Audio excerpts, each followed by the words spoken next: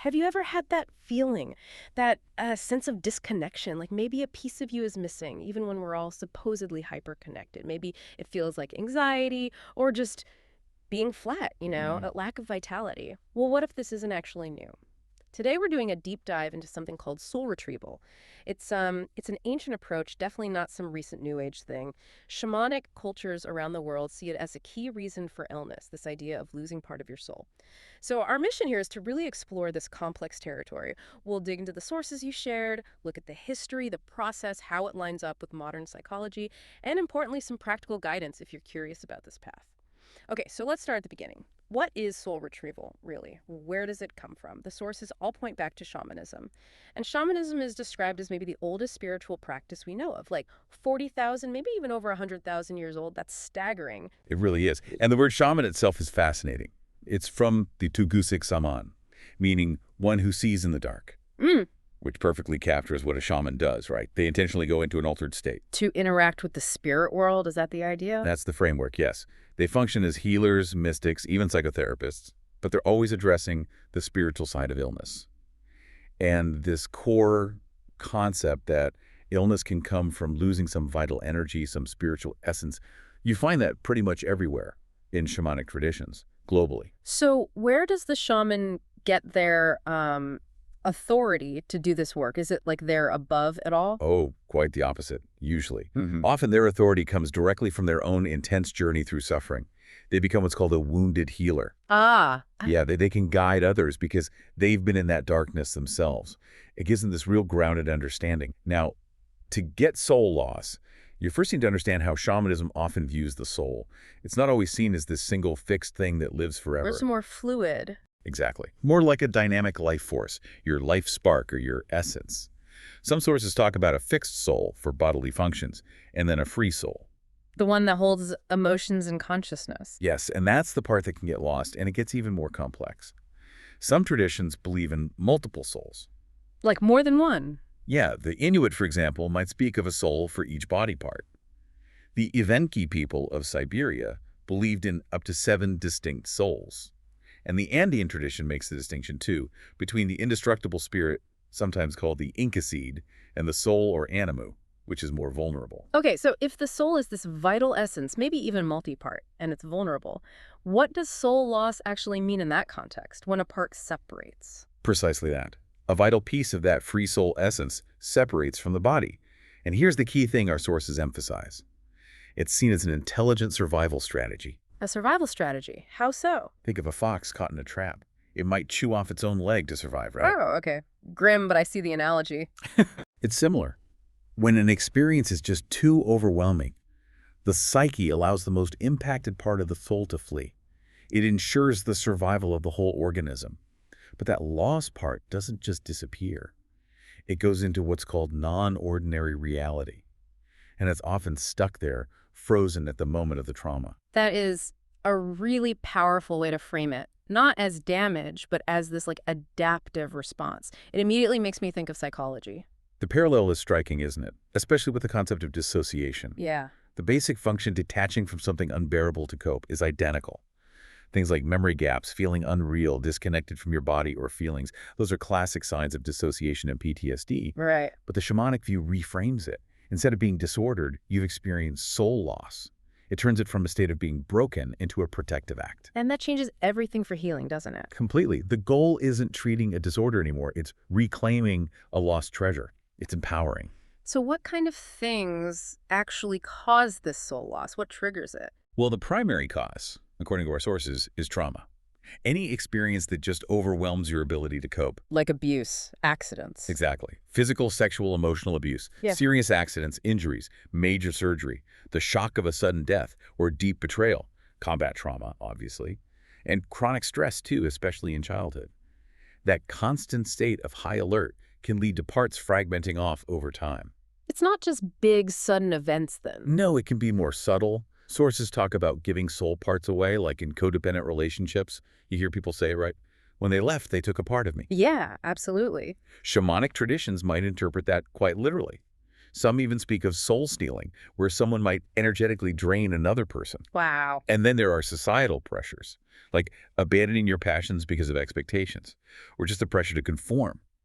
Some writers argue our whole modern industrial society, focused on materialism and disconnected from nature, causes a kind of collective soul loss.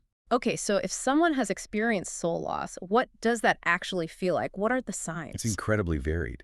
Yeah. Psychologically, emotionally, Mm-hmm.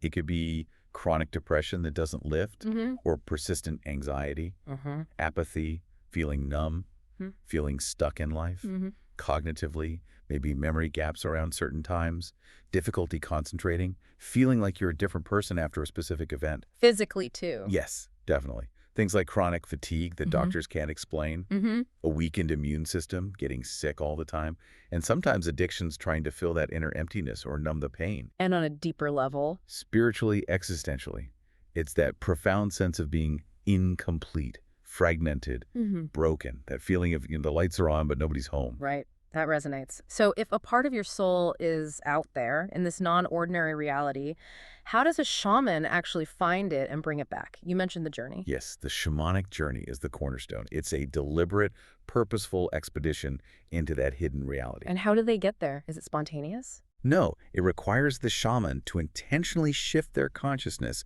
into a trance-like state, into non-ordinary reality, as anthropologist Michael Harner called it. Mm. And importantly, this isn't about losing control. It's a very disciplined practice. Okay. Modern neuroscience is actually starting to show this.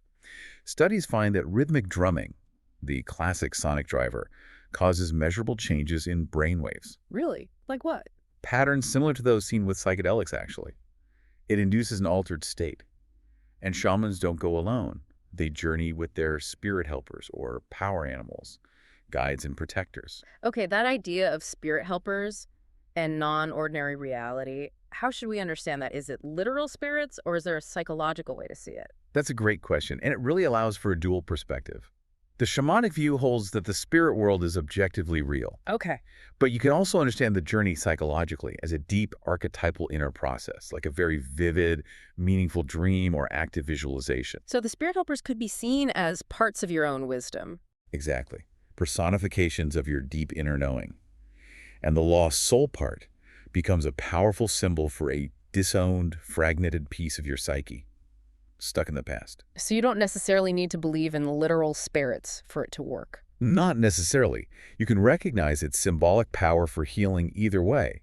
That dual framework makes it accessible. Now, the retrieval ceremony itself, especially in modern practice influenced by people like Sandra Ingerman, often follows a pattern. What does that look like? Typically, you start by creating a safe, sacred space. The client usually lies down, gets comfortable. The practitioner then uses drumming or rattling to shift into their trance state. Then they journey into non-ordinary reality, guided by their helpers, specifically looking for soul parts ready to come back. And what do they find there? It can be like spiritual detective work. They might see a scene from the client's past, maybe you as a child on a school bus, scared.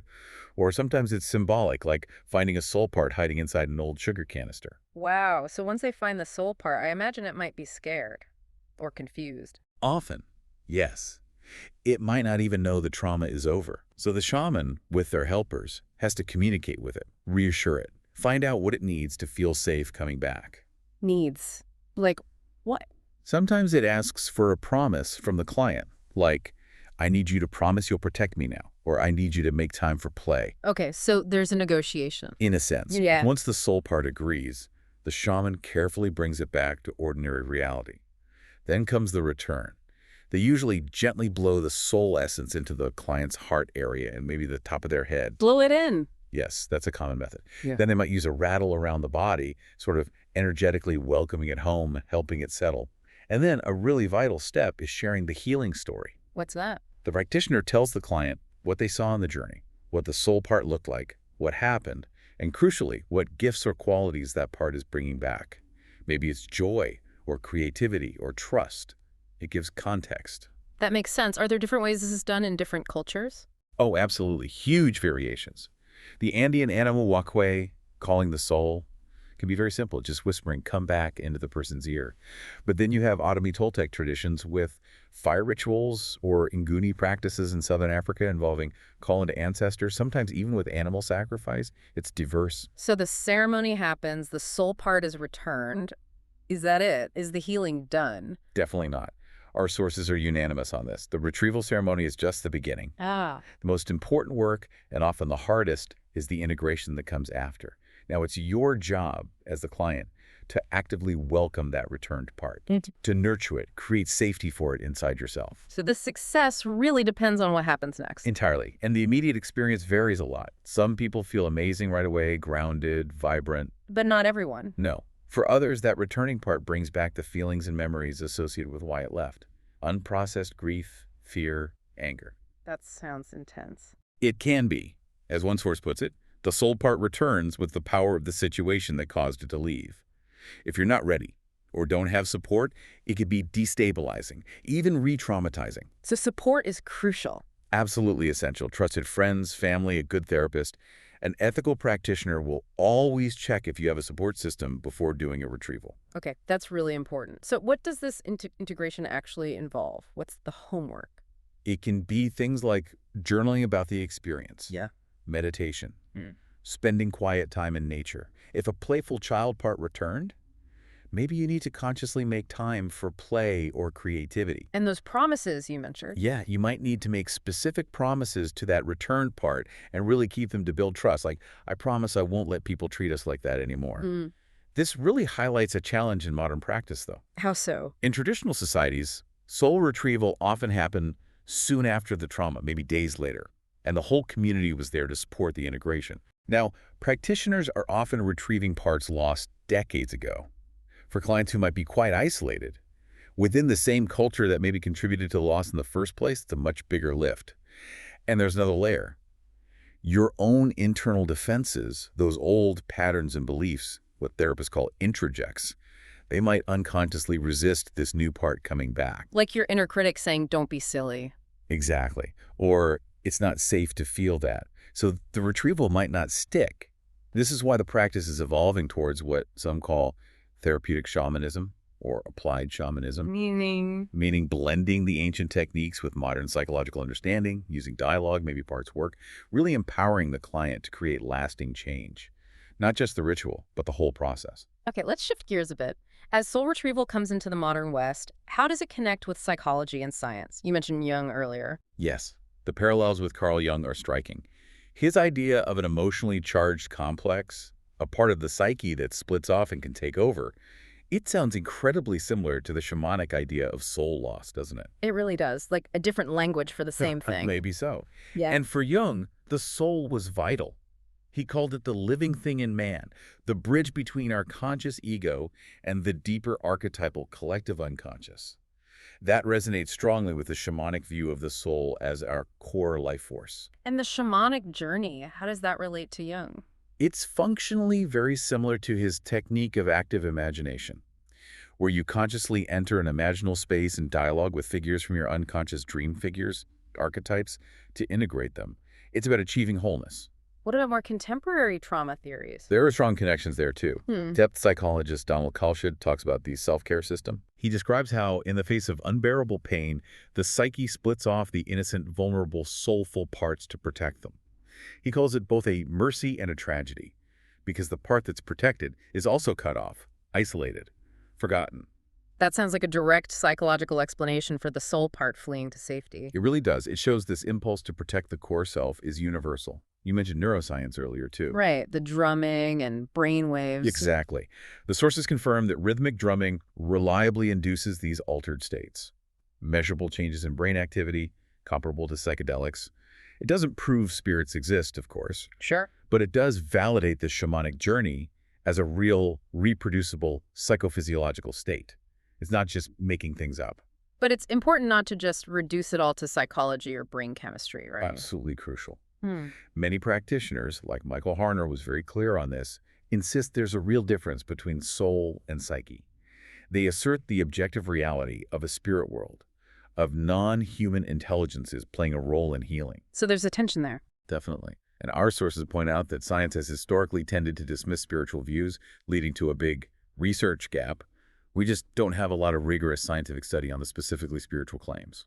Okay, so to help place soul retrieval in today's world, how does it compare to other common trauma therapies, like, say, EMDR or somatic experiencing? That's a helpful comparison. All three are aiming to resolve trauma, but they come at it from different angles. Okay. Soul retrieval, as we've discussed, worked from the premise of soul fragmentation. The focus is spiritual healing, restoring life force. EMDR, eye movement desensitization, and reprocessing focuses on the mind. It targets traumatic memories that got stored incorrectly, helping the brain reprocess them. And somatic experiencing, or SE? SE focuses on the body. It sees trauma as survival energy, fight, flight, freeze that got trapped in the nervous system. The therapy helps gently release that trapped energy. So if EMDR rewrites the story in the brain and SE rewrites it in the body, where does soul retrieval fit? You could say soul retrieval aims to rewrite the story at the level of the soul, or spirit. It's addressing that existential wound of feeling fragmented, incomplete, which might not be fully captured by a clinical diagnosis. Interesting. Can they be used together? Increasingly, yes. Some therapists find combining approaches is powerful. Maybe use EMDR for a specific memory, SE to release body tension, and soul retrieval to address that deeper sense of lost vitality or wholeness. It becomes more holistic. So what are the main benefits people report from soul retrieval, according to the sources? The reported outcomes are often profound, really life-changing for some. The most common things are restoring vitality and personal power, feeling whole and present again, emotional healing, resolving old patterns, more self-awareness, more agency in life, big reductions in things like depression, anxiety, addictions, and better relationships. People just say they feel more alive. That sounds amazing, but what's the evidence like? Is it mostly stories or is there research? That's the key question regarding evidence. Right now, the overwhelming majority of support is anecdotal, personal stories, case studies from practitioners, books sharing experiences. So compelling stories, but not scientific proof. Exactly. While those narratives can be incredibly moving and describe huge transformations, they don't meet the standards of rigorous scientific evidence, like controlled, peer-reviewed studies. There's a definite paucity of research, a lack of formal studies, largely because of that historical split between science and spiritual approaches. Okay. Now, as promising as it sounds, the sources are also really clear that this isn't without risks. It's powerful stuff. Critically important point, yes. There are definite dangers to be aware of. Like what? Psychologically? Yes. We touched on it with integration. The risk of re-traumatization if you're not prepared for the return of intense feelings or memories. There's also the possibility of a failed or ineffective retrieval if your inner system just isn't ready. That can lead to disappointment, feeling even more hopeless. And from the shamanic view, are there risks there? From that perspective, yes. They might say that the empty space left by soul loss could make someone vulnerable to unwanted spiritual influences or intrusions if the healing isn't complete or done properly. But maybe the biggest risk isn't the technique itself, but who's doing it. That's arguably the single greatest risk in the modern context. The field is completely unregulated. It's truly buyer beware. Meaning anyone can call themselves a shaman. Pretty much. There's a real proliferation of people claiming to be shamans who might have done a weekend workshop or maybe just read some books. They may lack the deep training, the ethical grounding, the experience to handle this safely. And that leads to? Sadly, there are documented cases of exploitation, financial, emotional, even sexual abuse by people operating under this banner. Plus, there's the whole complex issue of cultural appropriation. Right. Taking sacred rituals out of context. Exactly. Leading to practices that are superficial, distorted, and lack the original integrity and power. It disrespects the source cultures, too. All this points to another, maybe more subtle risk: spiritual bypass. What do you mean by that? Someone suffering deeply from trauma might desperately want a quick fix. They might turn to soul retrieval, hoping it's a magic bullet that lets them skip the hard psychological work. And a practitioner might play into that. An unethical or maybe just naive practitioner could, yes. But genuine soul retrieval isn't a bypass. It should be a catalyst for deeper psychological and integration work. The real healing isn't just getting the part back. It's doing the work to become strong and whole enough to keep it safe and integrated. Any approach promising big results without personal effort should raise red flags. Okay, so given all these risks, especially the lack of regulation, What's the ethical foundation someone should look for? Ethics are paramount. The sources talk about a sacred contract between practitioner and client, built on respect, integrity, and your autonomy. And the number one rule. Informed consent. Absolutely non-negotiable. You, in your ordinary state of awareness, must give clear permission for the work. No exceptions. No. A practitioner should never work on your friends or family without their direct consent, or someone in a coma without permission from family, or, some would say, the person's soul itself. Consent is key. Beyond that, look for strict confidentiality, integrity and humility in the practitioner, clear boundaries, absolutely no sexual involvement, transparent fees, and knowing their limits, referring you to a therapist or doctor when needed. Cultural respect, too, right? Yes, acknowledging the lineage of the practices and using them respectfully. So if someone is looking for a practitioner, what kind of training should they have? This isn't beginner stuff. No way. Soul retrieval is widely seen as an advanced shamanic technique. Reputable training usually means long-term programs, maybe years long, or traditional apprenticeships. That training needs to cover more than just the how-to of the journey. It needs to cover holding safe space, ethics, and especially guiding that crucial post-retrieval integration. So what questions should you ask someone you're considering working with? Definitely ask about their training. Where did they study? For how long? With whom? Look for transparency about their process, fees, what a session involves, and crucially ask how they approach integration. Do they emphasize it? Do they ask about your support system? Do they make it clear that your active participation afterward is essential? That's a really good sign. And ultimately, maybe trust your gut feeling. Absolutely. Be wary of anyone making miracle cure claims, using fear or pressure, being vague about their background. A genuine healer should make you feel safe, respected, heard. There should be a sense of compassion. Okay, so we've covered a lot of ground here. We've journeyed from these ancient shamanic roots all the way to how soul retrieval connects with modern psychology. We've seen how it offers this really meaningful, empowering way to understand trauma, not as being broken, but as having wisely protected a part of yourself. The goal shifts from fixing to recovering something precious. It really is fascinating how it bridges these different ways of knowing, isn't it? The spiritual, the psychological. But, as we've discussed, bringing it into our modern, individualistic, unregulated world, that's tricky. It has perils. So using it safely and effectively today seems to demand this sophisticated blend. The shaman's spiritual tools used with the therapist's psychological wisdom, all built on that solid ethical ground of consent and deep respect. So what this really means for you, the listener, is that soul retrieval isn't passive. It's not a magic wand someone waves over you. It's really an invitation to partner actively and courageously with a skilled, ethical guide, yes, but also with the deep parts of your own soul and with that ongoing, vital work of integration. Because the ultimate promise here isn't just getting a lost piece back. It's the chance to become the kind of whole, safe person who can finally welcome all of themselves home. And maybe a final thought to leave you with. Think about modern life. Beyond the obvious traumas, could other things cause a kind of subtle, chronic soul loss, the constant pressure to produce, the endless digital noise, the push to conform? Could these things cause us to lose touch with vital parts of ourselves? What might it look like for you to consciously start retrieving some of those parts, maybe passion or playfulness or stillness, even without a formal ceremony, just by noticing they're missing and intentionally making space for them to return?